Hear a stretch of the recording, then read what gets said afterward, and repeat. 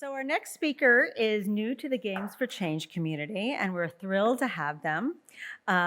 Bridget Stacy is VP of Global Marketing for Xsolla, who is sponsoring the festival this year for the first time. And she's going to talk about her company and how they interact and support developers of all sizes. So please join me in welcoming Bridget Stacy to the stage.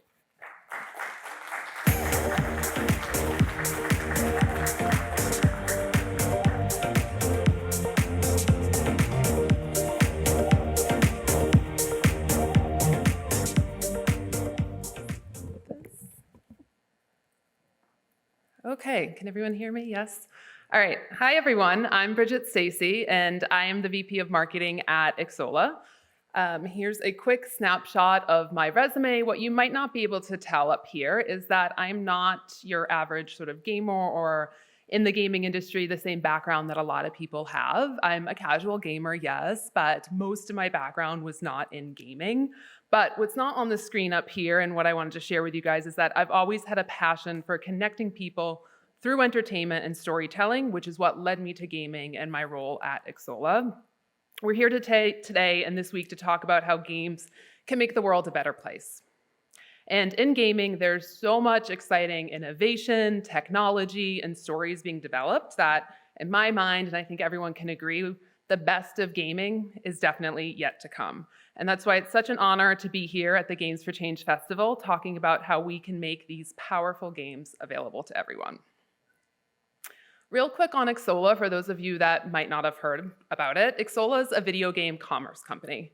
What does that mean? We create products and solutions that help video game developers and publishers succeed while putting their players first. So ultimately, it's always going to be about the player. You want them to have that amazing experience and to keep playing again. So we work with everyone from indie, and by that I mean it could be one person, two people in your basement trying to create a game, all the way up to enterprise, and that's more of the AAA games. And we help them fund, launch, sell, and monetize their games globally.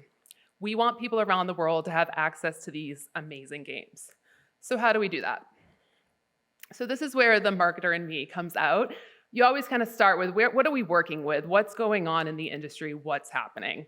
So here's the numbers really quickly from 2022. I don't know if anyone else saw the headline, mostly in the new year, of gaming is down. And even my friends, family, bless them, that have no idea what I do, but they know I work in gaming, even would say to me, ooh, I saw that headline, or forward me an article, and it is down. So it's down 4.3% year over year. The only segment that is up slightly, and it's at 1.8%, and that's PC games. And then looking at the same data, but now on a regional level, what we can see is that mature markets, by that I mean the US, or North America, I should say, Europe and Asia Pacific, those are contracting. Those are where we're seeing some of the numbers go down. In emerging markets, Middle East, Africa, and Latin America, those are expanding. And now here's where I personally think it gets a lot more interesting. Sales are declining, but the number of gamers continue to grow. 2025 is projected to have 3.57 billion gamers in the world, which is just insane. To put that into context, in the same year, in 2025, the population, that will be 40% of the population. So almost 1 in 2 people will be out there playing games. And you can see it's more of that steady incline versus kind of the up and down roller coaster that we might see with sales and revenue. So you kind of have two paths here. You can focus, stress, on the declining sales, or you shift to strategies and technologies that focus on these players in these emerging markets and ultimately unlock new revenue. So what's our plan? First, we need to look a little deeper, like I said, at those emerging markets, so we'll dive into some of them today. Second, you need a strategy, and what I'm going to talk to you guys about today, it's definitely a buzzword, not just in gaming, but that's going direct to consumer. And then third, you need the technologies to support your strategy. So I'll talk a little bit about cloud gaming and how that's going to help the overall industry. Here is a very long, fancy, official, formal definition of what an emerging market is. I'll let you read that for yourself, but I think what's important to keep in mind is what characteristics do these markets have? It's rapid growth, high productivity levels, an increase in the middle class, and attraction of foreign and local investments. So more money's coming in and people want to spend it. So I'll start first with Africa. Gamers in Africa are young, and that demo is only going to increase. And I think we all know a lot of young people play games, and what's great about the young, they get older and they continue to play games. And then second, we're also seeing a huge increase in mobile phones. And finally, not only are more people playing games, they're also creating them because of the game technology that's available for them to use. Moving on to Southeast Asia. So this is part of the largest region. So I was talking about the mature markets, which is Asia Pacific. This is actually part of Asia Pacific, but we view it as an emerging market because it is different. And that's where 46% of all players in the world are in Asia Pacific. So there's quite a few in Southeast Asia. And their access to faster internet with 5G is giving players a better, smoother gaming experience. I think this is something we can all relate to when we find ourselves in a 3G zone and it's like impossible to surf the internet or even, send a picture via text. So now they have access to this and it's making gameplay that much easier. And finally, they also have smartphones, right? So now you can game on a daily basis and it's just that much easier to enjoy the games that you love. And then our third market is Latin America. This one is the fastest growing gaming market, and revenue is up over 5% year over year in the region. And like Southeast Asia, their people are getting more smartphones.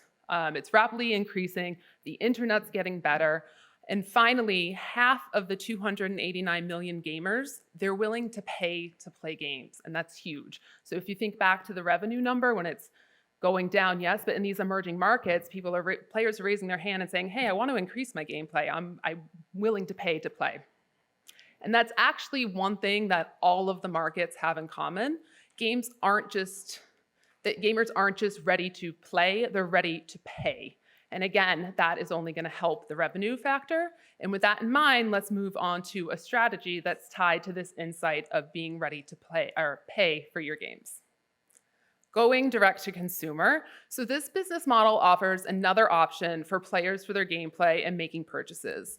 Over the past year, we've seen companies have great success going direct to consumer, but specifically in the mobile game segment. So going direct to consumer can allow you to do everything the apps do, but then more. So one example I'll walk you through, it's a little bit of a case study, is with what we call Xsolla Web Shop, and that is basically your own branded store. It's white labeled, but if you're playing a game, you'd be able to go to the store there. It looks like the game, it's in the same colors, all of that sort of thing. And so we partnered with one of our partners, Tilting Point, on two of their successful games, Star Trek Timelines and Warhammer Chaos and Conquest, to create individual web shops. And that allowed them to have exclusive web-only bundles, so you know your players and you're able to offer them specific things to help bring them back into the game and to continue to come back. And what Tilting Point saw is that they were able to acquire repeat buyers for both games, which was the ultimate goal. So this strategy of going direct to consumer means new tools like Web Shop for these new audiences in emerging markets. But another tool that I had mentioned is cloud gaming. So cloud gaming can be, and I mean this pun, a little cloudy, right? And I think you have people that have one opinion on it, it's the future, other people saying, no, that's not what we want. So I just want to simplify for all of us is one way to think of it is cloud gaming as a tool. It's another way to distribute your games, not a platform that replaces PC or console, for example. Cloud gaming allows players to stream games on demand and play on different devices while saving their hard-earned progress. So for developers, it helps you reach new global audiences in those emerging markets where they might not have some of those console games, but at the same time, this works for mature markets as well. So the cloud gaming market is expanding, but many cloud gaming companies and services are shutting down or becoming unprofitable due to high operating costs. Yeah, as you can see, there is growth happening there, and if you look from 2022 to 2025, the huge potential is there, especially when you look at the positives. So firstly, it's fast, right? Particularly with the increased 5G that we've been talking about.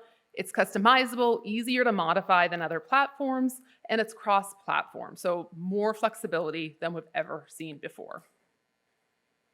By thinking of cloud gaming as an addition to your strategy, and I would say that's the key with this presentation in general, it's not meant to replace it and solely focus on the emerging markets. This is an addition to your strategy. And then you can kind of improve some of the current issues and the monetization models in cloud gaming, which at Xsolla is something we're working on. But then cloud gaming can help developers reach that larger gaming audience that they haven't been able to reach yet. So to wrap things up, developing regions not only bring us new players, they bring new developers, meaning more games created and available to everyone around the world. Historically, I think if you were to ask anyone, where do the most popular games come from? You'd probably say, oh, the US. And you're not wrong, but in the past couple of years, we've seen a lot more games coming out of Japan and China and all over the world. And personally, I can't wait. I know we're in the 20th anniversary right now for Games for Change, but you can imagine in the 25th year that hopefully what we'll be showcasing is some of those amazing games that came out of Latin America, Southeast Asia, and Africa. So more local games equals more local cultures and stories coming to a global audience. And that diversity pushes the gaming industry forward, and everyone wins when we play that game. So thank you all so much for joining me today. You can scan here to learn a little bit more about Xsolla, and I'll leave you on kind of an internal insight from our company. When we are thinking of any solution we're putting out there or anything we're doing, we use the acronym LOVE, and that stands for longevity, opportunity, vision, and my favorite, enjoy the game. So with that, thank you guys so much. It was a pleasure to meet everyone. And if you have any questions, I'd love to talk to you after. Thank you.